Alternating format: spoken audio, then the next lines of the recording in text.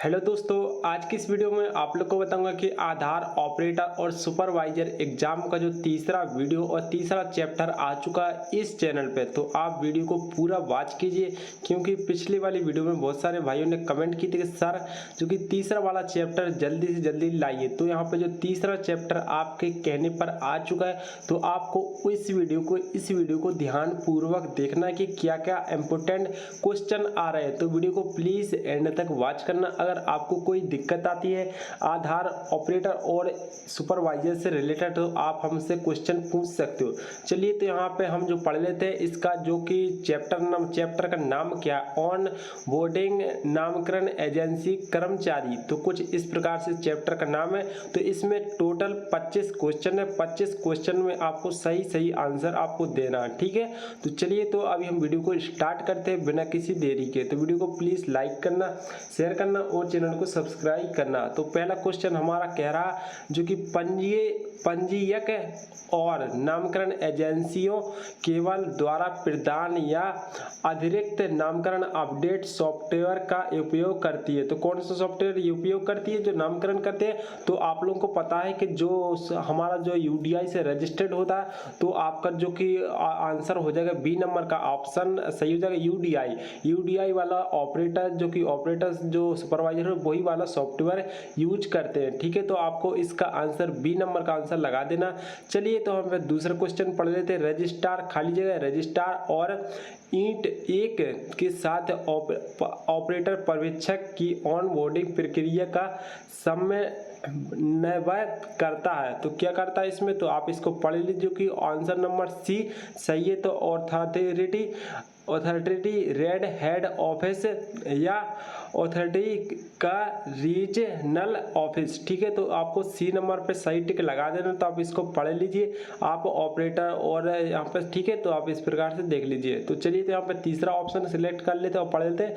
नामकरण डिवाइस के निर्देशक का कैप्चर करने वाले के समय उपलब्ध होना चाहिए, हर समय होना चाहिए। तो आपको पता है कि जैसे हम कुछ काम करते हैं तो हर समय इंटरनेट का काम करते हैं, और पता ही है कि इस काम में तो जीपीएस डिवाइस बार हमेशा चालू होना चाहिए। अगर आप कुछ जो कि गवर्नमेंट से रिलेटेड जितना भी काम करते हो, बैंकिंग का काम, आधार कार्ड का काम जितना भी करते हो, तो आपके पास जीपीएस जो डिवाइस होता है वो हमेशा चालू होना चाहिए। जीपीएस सेटिंग होता है तो उसमें मोबाइल में रहता है और लैपटॉप में रहता है, ठीक है। लैपटॉप में उसकी जीपीएस डिवाइस ओपन होनी चाहिए। चलिए, तो यहाँ पर चौथा क्वेश्चन हमको पढ़ लेते हैं। यहाँ पर कौन सा क्या कह रहा है, ठीक है। तो चलिए, तो यहाँ पर चौथा क्वेश्चन है। नामकरण खाली जगह नामकरण केंद्र योजना के अनुमोदन की निगरानी करता है और जहां आवश्यक को हस्तक्षेप करता है। तो कौन करता है इसमें? तो आप इसको पढ़ लीजिए, जो बिल्कुल सेम क्वेश्चन आ रहा है। ऑथेंटिकेशन हेड ऑफिस है या ऑथेंटिकेशन रीजन ऑफिस, ठीक है। तो आपको इसका लगा देना। तो आप इसको देख लीजिए तो बहुत ही आराम से, ठीक है। तो इसका जो कि बी नंबर का ऑप्शन सही है। तो पांचवा क्वेश्चन को पढ़ लेते हैं। नामकरण अब स्टेशन जो कि परियोजना आयोजनाओं की घोषणा करता है, अर्थात किसी भी नामकरण केंद्र को खोलने से पहले केंद्र कब और कहां स्थापित किया जाए। तो आपको पता है कब और कहां स्थापित किया जाए खोलने के लिए नामकरण एजेंसी। तो नामकरण एजेंसी स्टेशन जो कि परियोजना घोषणा करता है। तो ये हमारा सी नंबर का आंसर सही है, पांचवें नंबर का। तो चलिए, तो यहाँ पर हम छठवां क्वेश्चन को पढ़ लेते हैं। छठवां क्वेश्चन हमारा कह रहा, तो आप छठवां क्वेश्चन को देख लीजिए।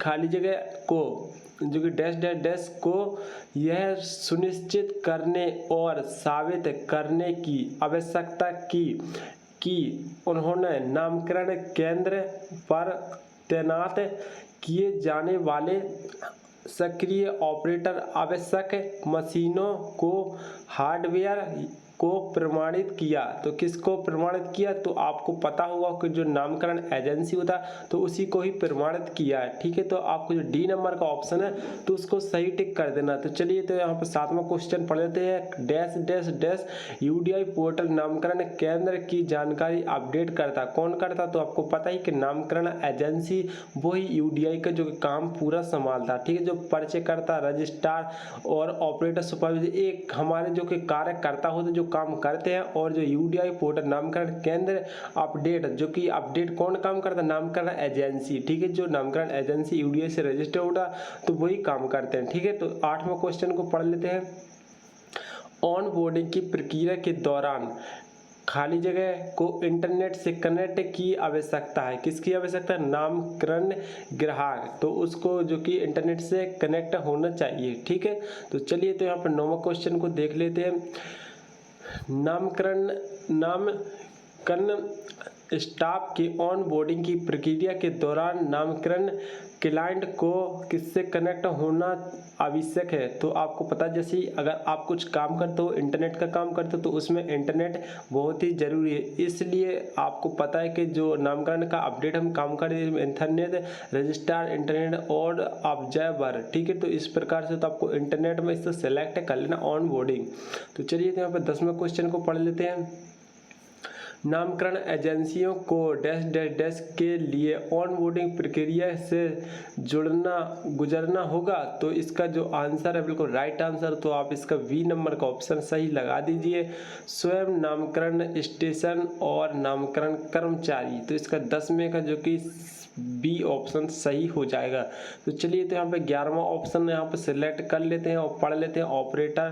ऑपरेटर पर्यवेक्षक की ऑन बोर्डिंग के लिए जनरेट की गई उपयोगकर्ता जो कि हैंड सीरियल फाइल एक डिजिटल रूप से हस्ताक्षरित डैश डैश डैश फाइल है। तो आप लोग को पता है, जैसे ही आप ऑपरेटर और सुपरवाइजर के लिए जो आप ऑनलाइन आवेदन करते हो, तो आपको पता है कि जो आधार कार्ड की जो फाइल का नाम होता है तो XML फाइल होती है। XML ये फाइल होती है, हमको गूगल से जाकर जो कि डाउनलोड करना पड़ेगा यूडीआई से जो कि वेबसाइट पर, ठीक है। तो आपको इसी का नाम लगाना एक्सेल फाइल, ठीक है, तो हस्ताक्षर वाली। चलिए तो आपको, चलिए तो हम दूसरा क्वेश्चन को पढ़ लेते हैं। जो 12वां क्वेश्चन क्या कह रहा है, यदि उपयोगकर्ता के बायोमेट्रिक विवरण का सत्यापन उसके आधार विवरण के साथ सफलतापूर्वक पूरा हो जाता और स्थानीय डेटाबेस के संग्रहीत हो जाता है तो वह एक डैश डैश डैश उपयोग करता है। तो कौन करता है, ऑनबोर्डिंग नामकरण, ठीक है। ए और दो दोनों सही आंसर है, ठीक है। तो आपको इन दोनों पे लगा देना। तो चलिए तो यहाँ पे हम पढ़ लेते हैं यहाँ पे जो कि क्वेश्चन नंबर 13वां क्वेश्चन। तो 13वां क्वेश्चन क्या कह रहा, बायोमेट्रिक की गुणवत्ता सीमा से ऊपर होने पर उपयोगकर्ता को उसके अनुमोदन की पुष्टि करते हुए डैश डैश डैश दिखाया जाता है। क्या दिखाया, पास इंडिकेटर दिखाया जाता है। बायोमेट्रिक और गुणवत्ता के ऊपर जो होने पर उपयोग उसे अनुमोद पुष्टि में डैश डैश पास इंडिकेटर दिखाया जाता है, ठीक है। तो बायोमेट्रिक होती है, तो आपको पता है बायोमेट्रिक जो मशीन होती है उसमें पास इंडिकेटर जलता रहता है, ठीक है, लाइट का। तो आप इसमें पढ़ लीजिए, ध्यान पूर्वक पढ़ना, क्योंकि ये जो जितने भी क्वेश्चन आंसर मैं बता रहा हूँ बहुत ही इंपॉर्टेंट है। ये अगर आपने पढ़ लिए तो मैं गारंटी के साथ कहता हूँ कि आपके 90+% आपका जो कि आ जाएगा क्वेश्चन और आप पास हो जाओगे। सुपरवाइजर और ऑपरेटर में आराम से पास हो जाओगे, ठीक है। तो 14वां क्वेश्चन क्या है, एनरोलमेंट क्लाइंट पर ऑपरेटर सुपरवाइजर के बायोमेट्रिक कैप्चर होने के बाद प्रमाणित अनुरोध डैश डैश डैश सर्वर को भेजा जाता है। तो यहाँ पे आपको पढ़ सकते हो जितने भी ऑप्शन है, प्राधिकरण का नामकरण एजेंसी नहीं हो सकता, ठीक है, प्राधिकरण का लगा देना, जो भी है तो आपको इसी को देगा। एनरोलमेंट स्टेशन रजिस्ट्रार, तो प्राधिकरण का, ठीक है, तो आपको इसको लगा देना। 15वां क्वेश्चन आप पढ़ लीजिए, ऑपरेटर पर्यवेक्षक के ऑन बोर्डिंग डिसएक्सेशन के दौरान डैश डैश डैश की आवश्यकता होता है। तो किसको आवश्यकता होती है, बायोमेट्रिक पुष्टिकरण एन। तो इसका राइट आंसर जो कि डी नंबर का आंसर सही है। तो चलिए तो 16वें क्वेश्चन को पढ़ लेते हैं। CIDR के साथ ऑपरेटर पर्यवेक्षक को बायोमेट्रिक के सफल सत्यापन के बाद ही उपयोग को आगे बढ़ाने की अनुमति दी जाती है। तो यहाँ पे जो CID होता है ऑपरेटर पर्यवेक्षक बायोमेट्रिक को सफल बढ़ाने के लिए अनुमति कौन देता है? तो इसमें ऑन बोर्डिंग में आपको लगा देना कि बी नंबर का ऑप्शन बिल्कुल राइट आंसर है। तो आपको नामकरण बटन और डिस्टेंस पृथकीकरण तो आपको इनको अनटिक कर देना, ठीक है। आप पता है कि ऑन बोर्डिंग से रिलेटेड एक पूरा पार्ट है, तो ज़्यादातर इसमें ऑन बोर्डिंग आएंगे, ठीक है। बहुत ही इंपॉर्टेंट क्वेश्चन है, तो आप इसको ध्यान पूर्वक पढ़िए, ठीक है। और नामकरण एजेंसी से रिलेटेड आएंगे जितने भी क्वेश्चन आएंगे इस पार्ट से। तो प्राधिकरण मुख्यालय या प्राधिकरण के क्षेत्रीय कार्यालय नामकरण कर्मचारियों की ऑन बोर्डिंग प्रक्रिया डैश डैश डैश के साथ समन्वय करते हैं। तो इसमें कौन सा ऑप्शन हो जाएगा? तो यहाँ पे C नंबर का कोई राइट आंसर हो जाएगा, रजिस्ट्रार और नामकरण एजेंसियां, ठीक है। तो इसका सही आंसर आपको लगा देना। चलिए तो यहाँ पे 58वां क्वेश्चन पढ़ लेते हैं। स्थानीय बायोमेट्रिक सत्यापन के दौरान डैश डैश डैश द्वारा किए गए बायोमेट्रिक को नामकरण क्लाइंट में संग्रहीय बायोमेट्रिक की सत्यापित किया जाता है। तो किसको किया जाता है सत्यापित? जो बायोमेट्रिक जो करते हैं नामकरण क्लाइंट जैसे कि हो चुके, तो आपको पता है क्लाइंट का मतलब कि जो ऑपरेटर और पर्यवेक्षक इन दोनों को कहा जाए। ऑपरेटर मान लीजिए यहाँ पे सुपरवाइजर, ठीक है। तो आपको इन्हीं दोनों में टिक कर देना, जैसे कि अगर बायोमेट्रिक सत्यापन के दौरान प्रदान किए जाए बायोमेट्रिक क्लाइंट, ठीक है। तो आपको इन दोनों में टिक कर देना, तो बिल्कुल इसका राइट आंसर हो जाएगा। तो 19वां क्वेश्चन हम पढ़ लेते हैं। यदि उपयोगकर्ता के बायोमेट्रिक के विवरण का सत्यापन सफलतापूर्वक नहीं हुआ और स्थानीय डेटाबेस में संग्रहीत नहीं किया गया है, तो यह स्थिति में डैश डैश डैश के रूप में दिखाई देगा। तो क्या दिखाई देगा? नामकरण नहीं है। तो नामकरण नहीं है बिल्कुल, वो तो राइट आंसर हो ही जाएगा।